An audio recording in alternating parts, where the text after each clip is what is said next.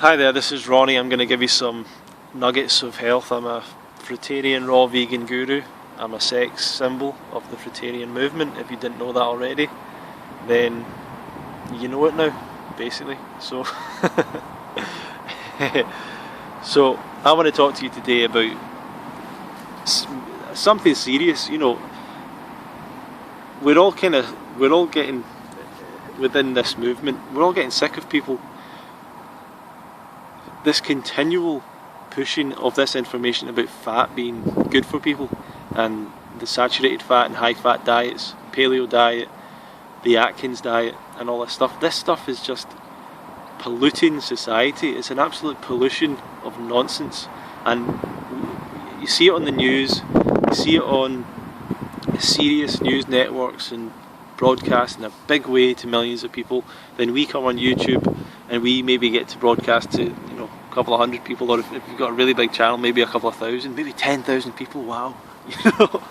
So this is basically it. So there's so much misinformation going on, not necessarily misinformation, but so much focus on sugar. And personally, I don't eat refined sugar. I'm not eating refined sugar in 5-6 years. A long time. Gave it up a long time ago. But there's so much focus on it, like it's the bad thing, like it's the worst thing. And really, when you see these programs and books and people talking about sugar, I was watching this program recently, and they couldn't even tell you what was bad about it. They couldn't even tell you what was the specific reason that sugar was bad. What did it cause? What did it lead to? They didn't have. It was crazy. And I was thinking, when are they going to tell us actually why it's bad, rather than just say, look how much sugar's in this. Look at how much sugar's in this. That's kind of a tactic that's used, like, here's this kind of drink, and here's this kind of drink, and here's orange juice. Oh, look how much sugar's in orange juice. Which is totally silly and irrelevant. But that's all they're doing. Look how much sugar. And they say, what they were saying was it can cause tooth decay and something called non-fatty liver disease or something like that.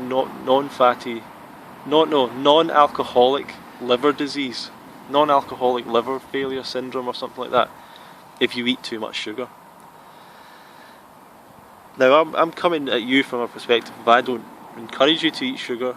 I don't eat refined sugar myself, but I eat sugar in the form of fruit every day in big quantities. And I'm not scared of that at all. And I'm not scared of that because I know that information about sugar being bad for you is just mixed up and messed up, and it's kind of out of proportion. And it's out of proportion because the real thing that's killing people and the real thing that's causing real serious disease and problems is saturated fat. If you want to take a nutrient and demonise it, you've got to demonise this nutrient, saturated fat, or this thing, saturated fat. We have known for so long that saturated fat is the biggest risk factor, the biggest connecting risk factor with heart disease, which kills more people than anything else in the Western world. Now that is the bottom line. That is the absolute bottom line. Heart disease is a reversible condition. It's a preventable condition. And heart attacks, if you can get your cholesterol down low enough with a healthy diet, which is possible with a healthy diet, then you will never have a heart attack, because it is impossible for you to have a heart attack. The medical doctors and everything, they will say that they don't see people having heart attacks whose cholesterol is below a certain level. It just doesn't happen. And what increases cholesterol is a diet high in saturated fat. And the standard diet, the diet that everyone follows, is high in saturated fat. Now, in general in life, you can look at the world and the way it is, and people talk about conspiracy theories. I don't think this is a conspiracy theory at all. I don't think people are force-fed bad food or made to become addicted to it. I think genuinely people enjoy the taste of a lot of the bad food they eat. But partly they enjoy it because they were given it as children and they've been conditioned to eat it. But later on in life they continue to eat it because they enjoy the taste. Now that's not a conspiracy, and the companies that are selling bad food and everything, they're just supplying a desire, a need that people have for fast, cheap, tasty food. The food is tasty. But this is where some kind of regulation needs to come in. This is where some kind of balance needs to come in. Some kind of truth and honesty needs to come in, where these companies aren't able to then just run riot, and where they're not able to actually provide or provoke or give out misinformation about stuff. And these doctors, you know, that when a particular diet book on a type of food is, like saying in other things in life and other things in the market, if there's a TV show or a film or a type of car or something that's a success and that loads of people like, it's usually because the public's kind of voted on that, and it's usually because that thing probably is the best, you know. It's like the computer that's the best computer, or the mobile phone that's the best. It probably, you know, people try different things out and eventually society decides, oh, from the moment, like the iPhone's the best or this thing's the best or whatever. And it probably is. And people make right decisions for themselves. They go, this thing works best for me and whatever. But when it comes to diet, people don't choose what's best for them. They choose what tastes good in the moment. And that's what companies are supplying people with. And I don't see any I don't see these companies particularly as being bad or demons or whatever, or some kind of conspiracy. And it's the same with these diet books. I think that a lot of people that write these diet books, they genuinely believe this stuff. They genuinely believe that saturated fat isn't bad, and they genuinely think they've got reason and research for it. And so many people want to read these books. People want to read these books they want to hear good things about the bad habits, and they want to read these diet books. But the success of these diet books, the fact they sell a lot, doesn't mean that they're right. Which is the difference between other things. You know, something else that sells a lot is because it works well, or it's valuable or whatever. But these things aren't valuable. They just appeal momentarily to someone's notion that, oh yeah, maybe I have been lied to. Maybe maybe fatty food is actually good for me. And people investigate that. But here's the bottom line once again. Saturated fat is what kills most people. It's heart disease kills most people. Saturated fat leads to all the arteries of your body becoming just plaqued up. It's like a drain. It's like a pipe that just gets corroded from the inside and filled with this fatty tissue, fatty deposits that restrict the blood flow. Just imagine that. Do you want your blood flow to be restricted? Do you want to be going about your life and your heart's like struggling to get your blood to parts of your body to try and feed your cells? Of course not. You want that to be pumping. You want that to be that energy, that vitality to get exactly where it needs to go, to do all the healing it needs to do the repair it needs to do. You don't want to be blocking yourself up. And that's what this crazy diet that we've ended up on does. It happens to us. They've shown it in other animals. They've shown it in animals similar to us. The same process happens. The arteries become clogged up from eating this high saturated fat diet. And then the people that promote this, you know, anti-sugar, anti-carbohydrate thing, they'll say, well, look, we've actually eaten less fat, we've cut down on fat, and yet obesity's gotten worse, diseases have gotten worse, everything's gotten worse. But it's a nonsense, the idea that people have cut down on fat. I mean, there was a TV show, there was stuff on recently on the BBC about, and it was sort of saying, you know, people were told to cut back on butter, and it's been found that was wrong. You know, that research was wrong, and people have gotten, since then people have gotten less. It's like, wait, for a start, people haven't cut back on butter. You know, this nonsense idea that in the 1980s people were told to cut back on butter, and all of a sudden, you know, everyone stopped eating butter. Well, that's not right. Have a look at what are the sales of butter. They'll be more than they were in the 80s. Do you know what I mean?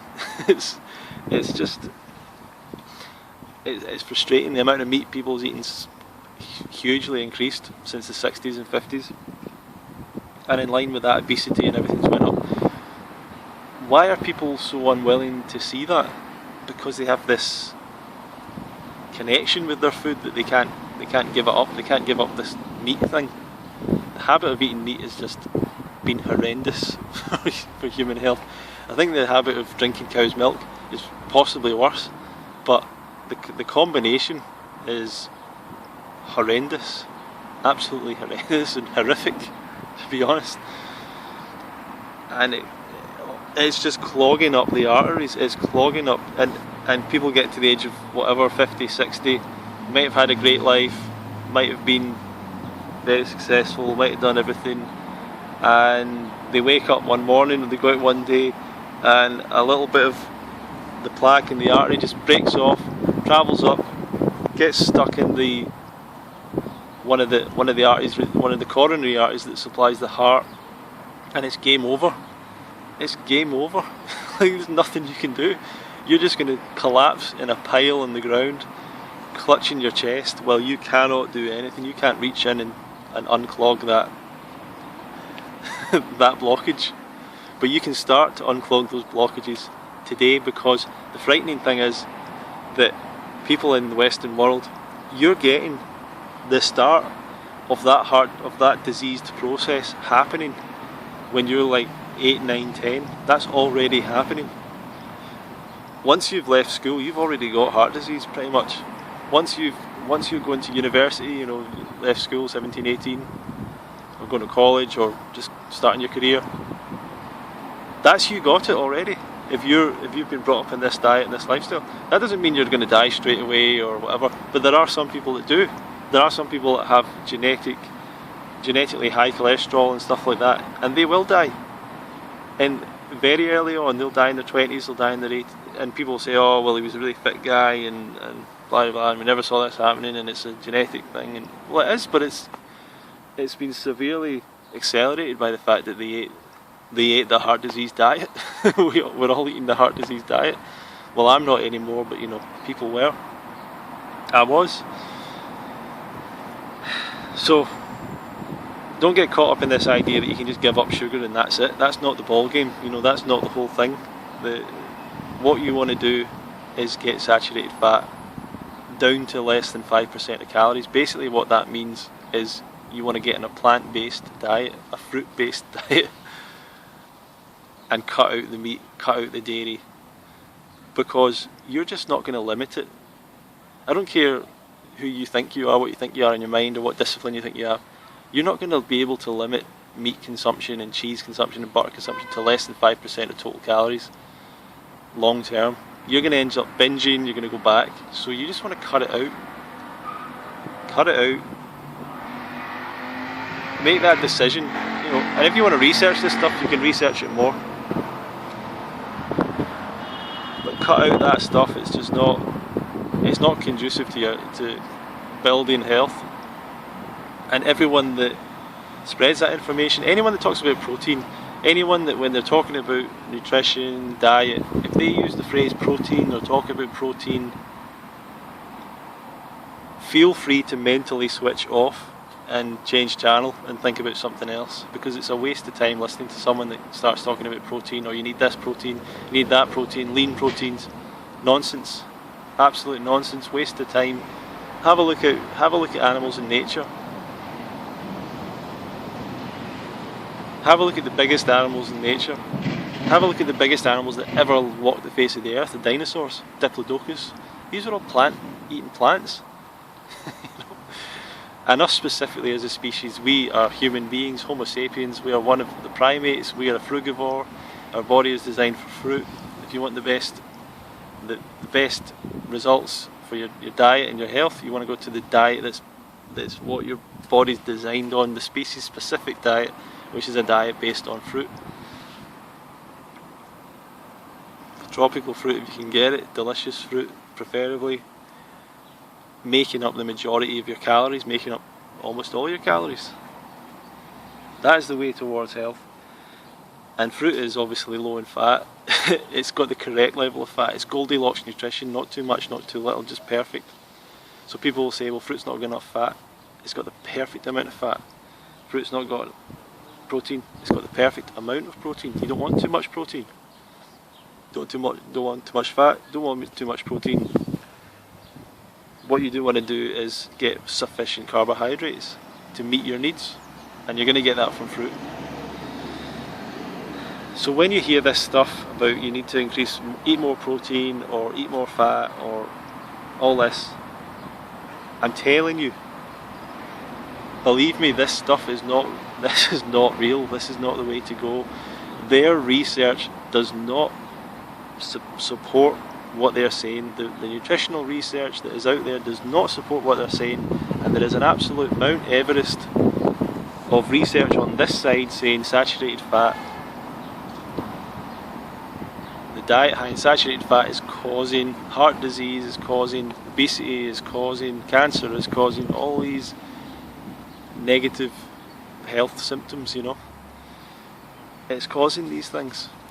And I'm telling you, it's a Mount Everest of research on one side saying that, and no serious research on the other side saying actually eating a high fat diet is not bad for those things. Because the only studies, I mean, I'm not the most research scholar in the world, but as far as I'm aware, the only two studies that they've shown that a dietary intervention was able to reverse heart disease was Caldwell-Esselstyn's study and Dean Ornish's study, and both of those were a plant-based diet, low fat. Both of those low fat, plant-based diet, and they were able to reverse heart disease. And when Dean Ornish did that in the 1980, I believe he was on the front cover of Time magazine. It was a big deal, and yet it's never really caught on. You know, it's still not caught on. And books have been sold since then about the fat thing, and it's really nonsense. They don't have the ammunition. They might make a good argument or sound like they're saying a good thing, but they don't have anything behind them. Don't listen to it. Embrace fruit, embrace your health, go towards fruit, make it, keep it low fat, plant based, but for the real connection and the real vitality and essence of health, go towards fruit based diet, raw fruit based, and I don't know, what else do you want me to say? What other concerns have you got? You know, leave that stuff behind. It's really not your memories, the restaurants you used to go to, the fact that your grandmother used to make you that food. None of it matters. None of it matters. These are silly old attachments. Get rid of them. Just say that in your mind. I don't want to be attached to that stuff anymore. I'm making a decision. I'm moving away from that. And you're embracing your true core nature as a fruit eating monkey man, just like me. So thanks for watching.